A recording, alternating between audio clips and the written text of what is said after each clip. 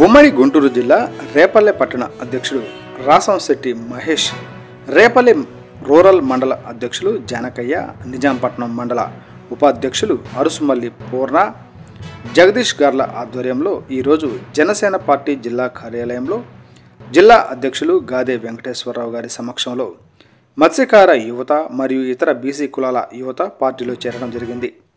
వీరి అందరినీ జిల్లా అధ్యక్షులు గాదే గారు పార్టీలోకి ఆహ్వానించడం జరిగింది. గతంలో వీరందరూ అధికార ప్రభుత్వంలో పనిచేసే ఇప్పుడు పవన్ కళ్యాణ్ గారి సిద్ధాంతాలు నచ్చి జనసేన పార్టీలో చేరడం జరిగింది.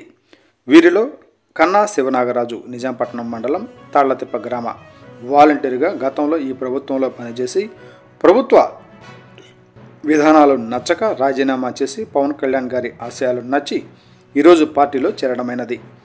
జనసేన పార్టీని నమ్మి ఇంత పెద్ద యువత ఈరోజు పార్టీలో చేరడం చాలా ఆనందకరమని, భవిష్యత్తులో వీరందరికీ పార్టీ తరపున మంచి గుర్తింపు వస్తుందని, అలాగే వీరందరి సహాయ సహకారాలతో రేపల్ల నియోజకవర్గంలో అధికార పార్టీని 2024లో జరిగే ఎలక్షన్లో ఓడిస్తామని చెప్పారు. ఈరోజు పార్టీలో చేరిన వారు మోపిదేవి శివనాగరాజు, అతని అనుచరులు, కోకిలగడ్డ పవన్ కళ్యాణ్, వంశీకృష్ణ, అతని అనుచరులు మరియు ఈ కార్యక్రమంలో పాల్గొన్నవారు రేపల్ల నాయకులు కోనపరెడ్డి జగదీష్, దేవగిరి శంకర్, మిర్యాల సుధాకర్ తదితరులు పాల్గొన్నారు. రేపల్లె నియోజకవర్గానికి సంబంధించి నిజాంపట్నం మండలం, రేపల్లె రూరల్ మండలానికి సంబంధించి యువత,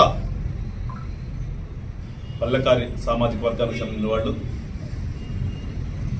ఇదంతా కూడా జనసేన పార్టీ పట్ల ప్రేమతో అధికార ప్రభుత్వం చేస్తున్నటువంటి దుర్మార్గాల్ని సహించలేక ఏదైతే పవన్ కళ్యాణ్ గారు రాజకీయాల్లో యువత ఉండాలని చెప్పేసి పిలుపునిచ్చాడు పెద్ద ఎత్తున, ఆ పిలుపుకి ఆకర్షితులై జగన్మోహన్ రెడ్డి గారి ప్రభుత్వం చేస్తున్నటువంటి దుర్మార్గాలను చూసి ఇసుగు చెంది ఇవాళ వీళ్ళంతా కూడా జనసేన పార్టీలో చేరాలి, మేము కూడా జనసేన పార్టీ అధినాయకుడు పవన్ కళ్యాణ్ గారితో కలిసి నడవాలనే ఒక మంచి ఆలోచనతో ఈ రోజున గుంటూరు జిల్లా పార్టీ ఆఫీస్కి వచ్చేసి వీళ్ళందరూ కూడా పార్టీలో చేరడం జరిగింది.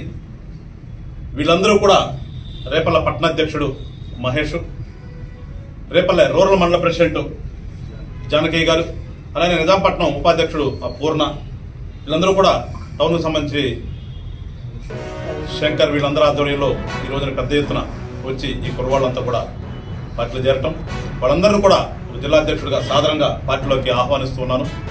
రానున్న రోజుల్లో ఏదైతే ఒక ఆశయంతో వాళ్ళ పార్టీలోకి వచ్చారో ఆ ఆశయంతో ఖచ్చితంగా వాళ్ళకు కూడా పార్టీలో ప్రాధాన్యత ఇస్తూ వాళ్ళందరినీ కూడా ఆ ప్రాంతంలో జరుగుతున్నటువంటి దుర్మార్గాలను ఎదిరించడమే కాకుండా ఆ ప్రాంత అభివృద్ధికి వాళ్ళందరూ కూడా కృషి చేయాలని చెప్పేసి పార్టీ తరఫున నేను వాళ్ళందరూ కూడా చెప్పడం జరిగింది ఈ రోజున.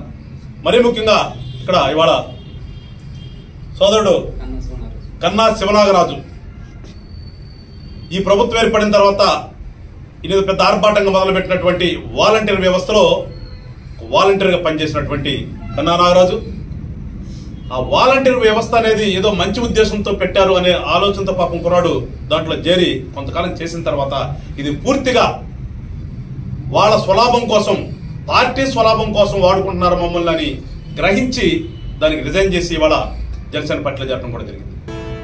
అంటే ప్రభుత్వం ఎంత అనాలోచిత నిర్ణయాలు తీసుకుంటున్న దానికి ఇవన్నీ కూడా ఉదాహరణలు.